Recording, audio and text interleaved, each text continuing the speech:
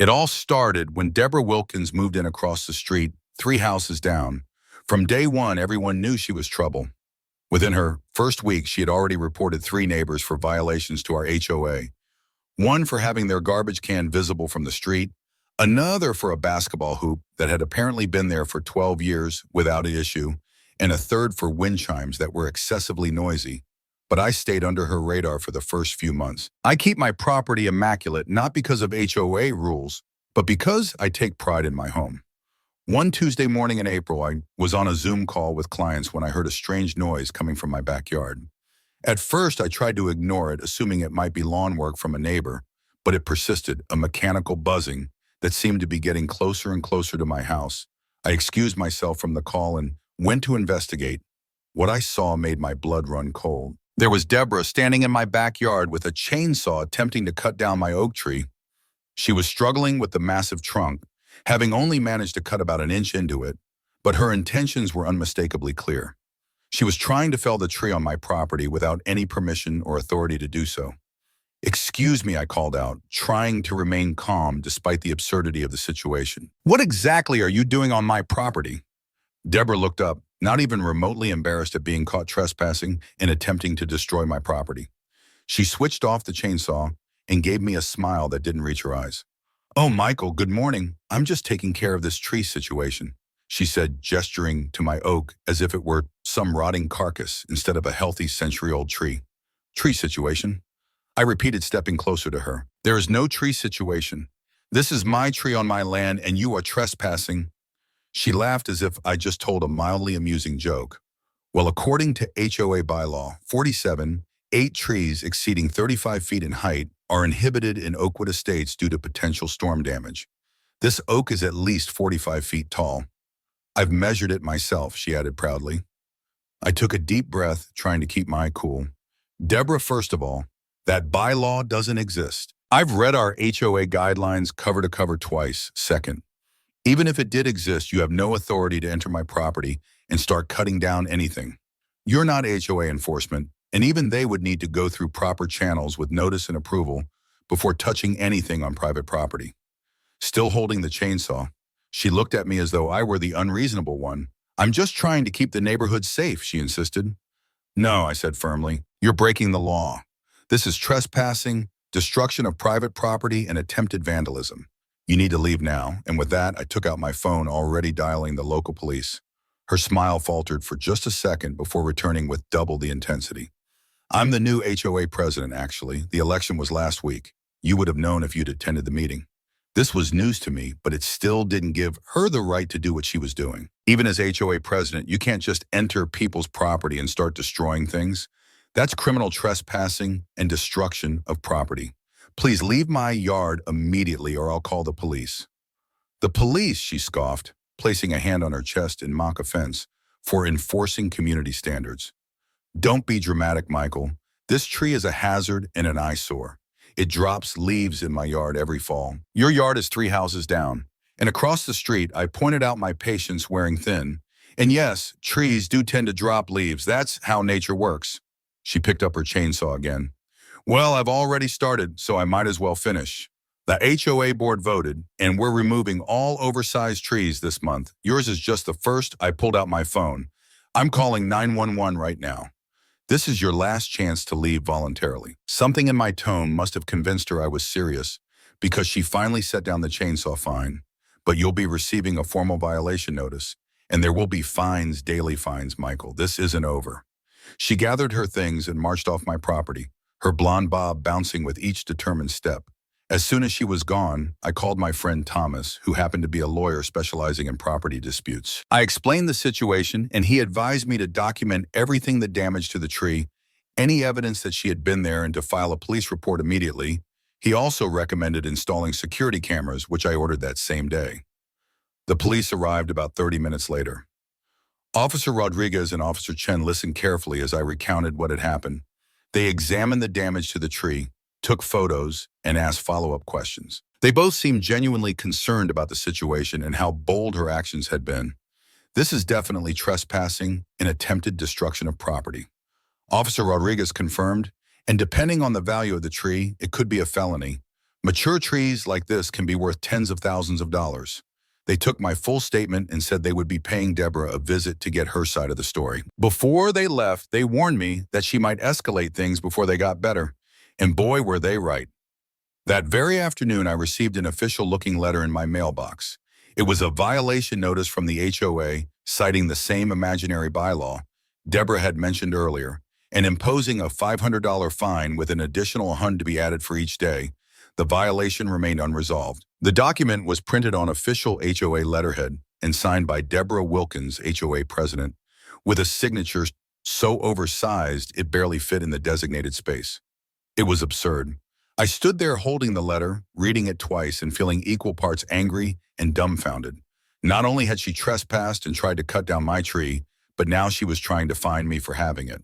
I knew then and there this wasn't going to be a one-time incident. This was the beginning of something much bigger, and I wasn't going to let her get away with it. I immediately emailed the other HOA board members attaching the violation notice and explaining everything that had happened that morning. I also requested the official minutes from the meeting where this supposed vote to remove large trees had allegedly taken place. Within hours, I received several responses, all expressing shock and confusion. Apparently, there had been no such vote. And to my surprise, a few board members weren't even aware that Deborah had been elected president because, as it turned out, she hadn't been James Pfizer, who had been the actual HOA president for the past 3 years. Called me directly, Michael. He said, his tone both frustrated and concerned. I don't know what Deborah is playing at, but she is absolutely not the HOA president. We had our quarterly meeting last week. Yes, but the elections aren't scheduled until November. Deborah only volunteered to join the landscaping committee, that's all. Suddenly, everything started to make more sense. Deborah had somehow taken a minor role on a small committee and twisted it into a justification for assuming authority she didn't have. James assured me that the violation notice was completely invalid and would be formally rescinded. He also promised to call an emergency board meeting to address Deborah's behavior before it got further out of hand. The following morning, the new security cameras I had ordered arrived. I spent most of the day installing them around my property, placing extra attention on the backyard and, most importantly, my beloved oak tree. As part of my preparations, I also called in an arborist to evaluate the damage Deborah had caused and provide a professional estimate of the tree's value in case legal action became necessary to Patel. The certified arborist came out that afternoon. She examined the shallow cut along the oak's trunk and gave me her assessment. "You're lucky she didn't get very far," she said, inspecting the bark with a practiced eye. "The damage is superficial and shouldn't affect the tree long term. But if she'd cut even a few inches deeper, it could have weakened the tree, structurally making it more likely to split or fall during a storm." When I asked her about the value of the tree, her answer was nothing short of shocking. "This is a mature white oak, easily over 100 years old and in excellent health. Conservatively, I'd say it's worth around $40,000. In certain markets, specimen trees like this can go for double that." That estimate was more than just surprising, it was crucial. Not only did it confirm that any real damage to the tree would be classified as a felony, but it also fueled my determination to protect it from further harm. I thanked Dr. Patel and asked her to send me a formal written report for my legal and insurance records. Later that evening, I received a phone call from Officer Rodriguez, Mr. Crawford. "We followed up with Miss Wilkins about the incident," he said. "She maintains that as HOA president, she was within her rights to enforce community standards. When we informed her that the actual HOA president denied her claim and confirmed she holds no official authority, she became visibly uncooperative." "What happens next?" I asked. "We've issued her a formal warning for criminal trespassing and attempted destruction of property," he explained. "She's been told that if she steps foot on your property again or attempts to interfere with your tree, she'll be arrested. The district attorney is reviewing the case now to decide whether to pursue charges for the damage already caused." I thanked the officers for their support.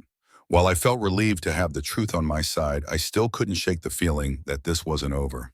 The next few days were quiet, almost too quiet. Deborah's house showed signs of activity lights flicking on and off her car, coming and going. But she made no attempt to contact me, or as far as I could tell, interact with any of the other neighbors. The HOA held their emergency meeting, officially censured Deborah for her actions, and voted to remove her from the landscaping committee entirely. 5 days after the chainsaw incident, I woke up to the sound of heavy rain and howling wind. A spring storm had rolled in overnight, bringing gusts strong enough to knock over several of the potted plants on my front porch. I spent most of the morning outside securing anything that could blow away and making sure my gutters were clear. Around noon, the power suddenly went out. I called the electric company and was told that a tree had fallen on a power line a few blocks away. Crews were already working to restore service, but it might take a while. With no power and nothing better to do, I decided to take a drive around the neighborhood to check for any visible storm damage. As I turned onto Maple Street, I noticed a small crowd gathered in front of a house. As I got closer, I realized it was Deborah's house. At first, I wondered if she was foolishly hosting some sort of event, despite the weather. But when I pulled over and took a better look, I understood immediately. A massive pine tree from her front yard had collapsed, completely uprooted and crashed through the roof of her home. The damage was severe. A large section of the roof had caved in and water was almost certainly pouring into the interior. I parked nearby and joined the small group of neighbors who had gathered on the sidewalk. Alina, one of my longtime neighbors, leaned over and quietly filled me in. "That pine has been dead for at least 2 years," she said. "The previous owners were going to take it down, but they moved before it happened. Deborah refused to pay for removal, even after multiple people warned her it was dangerous." The irony hit me like a ton of bricks.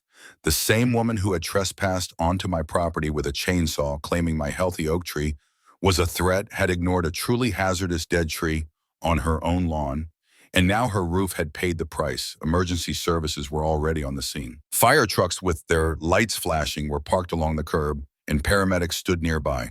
Thankfully, no one appeared to be injured. Deborah stood on her front lawn, soaked in a raincoat, flailing her arms as she spoke angrily to a firefighter. Even from a distance, it was clear that she was not taking the situation well. I was just about to turn around and leave.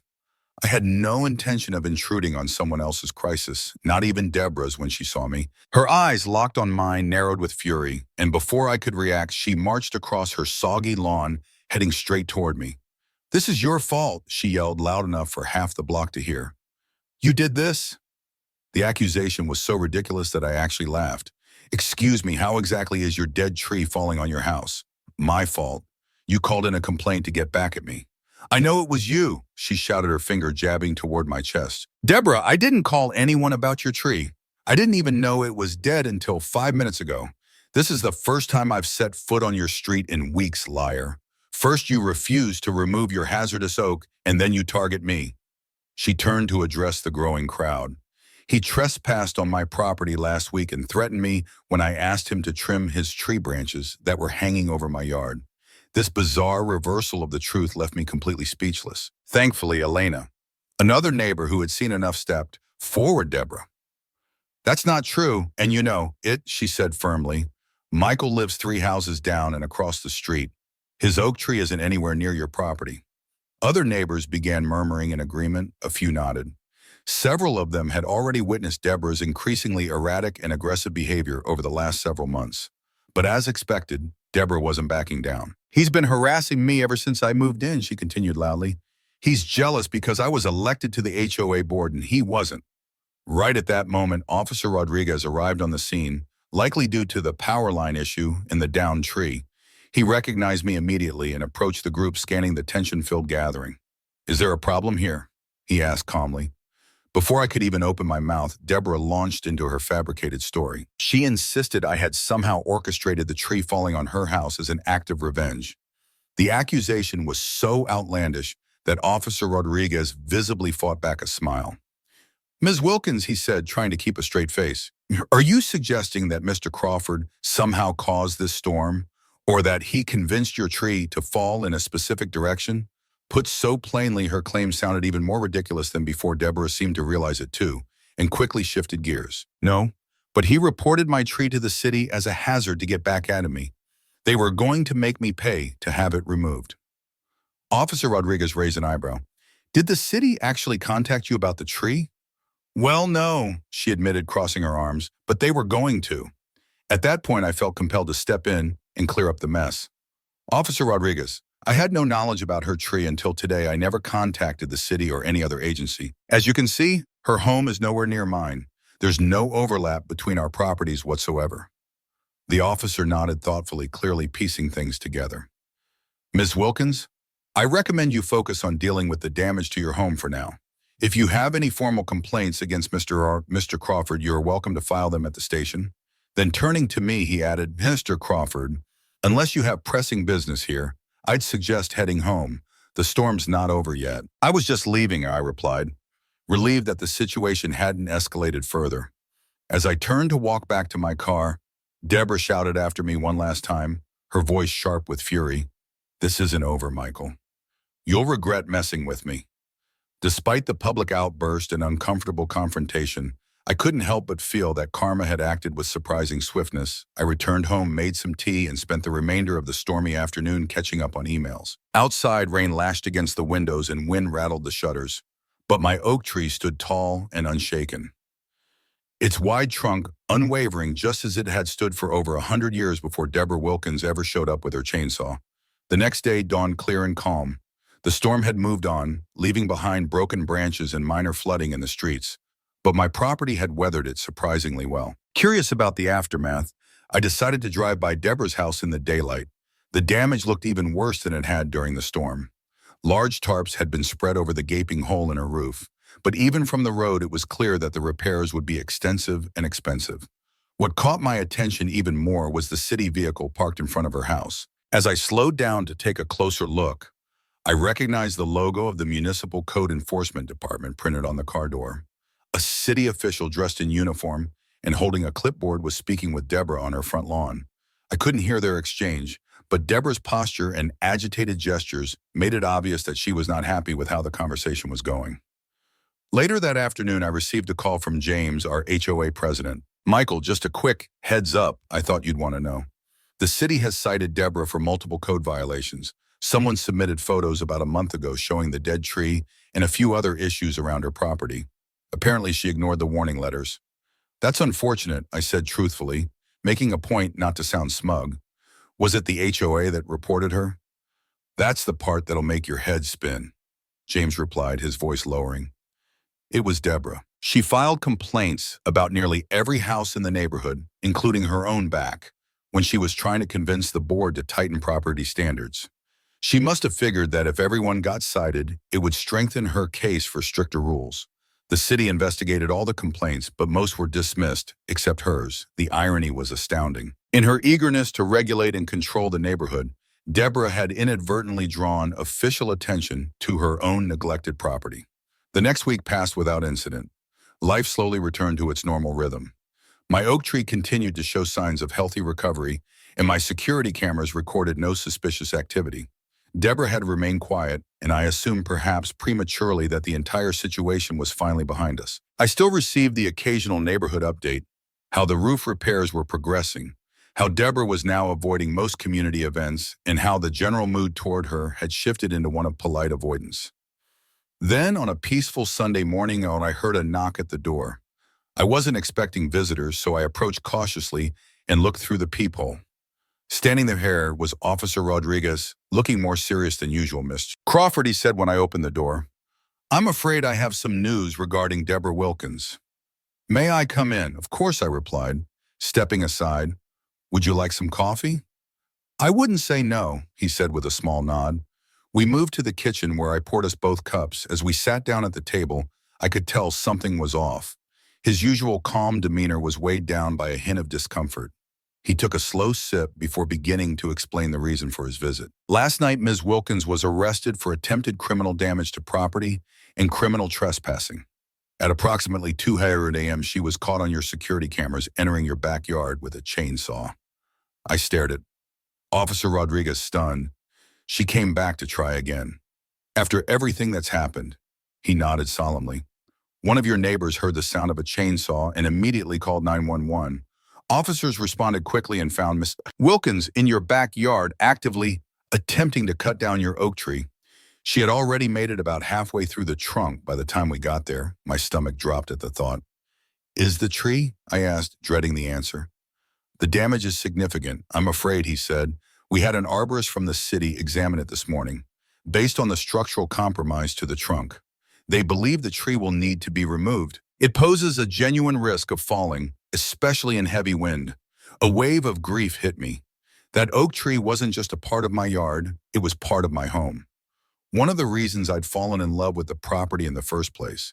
It provided shade in the summer, was home to birds and squirrels, and stood as a silent symbol of history and strength. Now, thanks to one person's obsession, that living monument was effectively destroyed. Mrs. Wilkins is currently in custody. Officer Rodriguez continued.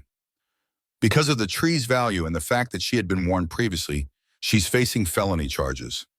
The district attorney is reviewing the case and is likely to include the prior incident as part of a pattern of behavior. I nodded slowly, still trying to fully comprehend the loss. What happens now, I asked. We'll need your official statement again, he said. And depending on how the case proceeds, you may be called to testify if it goes to trial. On the bright side, your homeowner's insurance should cover the cost of removing the tree and potentially planning a replacement. Also, you have a strong civil case against Ms. Wilkins for the appraised value of the tree, which based on our last report could be substantial. After Officer Rodriguez left, I stepped out into my backyard to see the damage firsthand. The sight made my chest tighten. My once majestic oak tree now bore a deep, brutal gash halfway through its trunk. The bark was split, the wood inside raw and exposed. Already the higher branches were showing signs of strain, wilting slightly as if mourning themselves. Yellow caution tape had been wrapped around the area, warning of the hazard posed by the compromised tree. I stood in silence for a long time, hands in my pockets, heart heavy. It felt like more than just the loss of a tree. It felt like a violation of something personal and irreplaceable. As I stood there, footsteps began to approach. I turned and saw neighbors gathering quietly along the edge of my yard. Word had traveled fast. Deborah's midnight rampage had already become the talk of the neighborhood. Some offered looks of sympathy. Others shook their heads in disbelief. One neighbor brought over coffee. Another offered a contact for a good arborist. I realized despite the destruction, I wasn't alone. Life lesson from a chainsaw and a fallen oak. Sometimes the most unexpected battles we face aren't with strangers, but with those who live closest to us. The story of Michael and Deborah is more than just a neighborhood feud. It's a reminder of how unchecked ego obsession with control and refusal to respect boundaries can destroy not just trees, but trust, peace, and community. In real life, we may not all face someone trying to cut down our property, but we do encounter people who cross boundaries, spread false narratives, or let pride drive their decisions. What can we learn from this? Set clear boundaries early, whether it's with neighbors, coworkers, or even friends. Don't wait until something drastic happens. Be clear about what is acceptable and what isn't, and protect those boundaries calmly but firmly. Document everything. In a world where misunderstanding can escalate quickly, documentation is key. Whether it's through written communication, photos, or security footage, having evidence protects your truth. Stand your ground, but stay civil. Michael never resorted to shouting or retaliation. He stood firm, relied on facts, and let the proper channels, HOA law enforcement, handle the situation. In a time where clapbacks are praised online, there's real strength in quiet resolve. Don't let one person ruin your peace. One toxic neighbor doesn't define your whole community. In the end, Michael's neighbors rallied around him, not because he asked them to, but because character speaks louder than chaos. Keep living with integrity, and over time, the right people will see the truth. Let go of what you can't control and rebuild. Losing something meaningful, like Michael's oak tree, hurts. But in life, even when things we cherish are harmed, we have the power to heal, replant, and grow stronger. Final thought. Conflict is a part of life, but how we respond to it defines who we are. When people seek control through intimidation, respond with strength, wisdom, and truth. Let your roots run deep like that oak tree, so even when storms or chainsaws come, your foundation remains unshaken.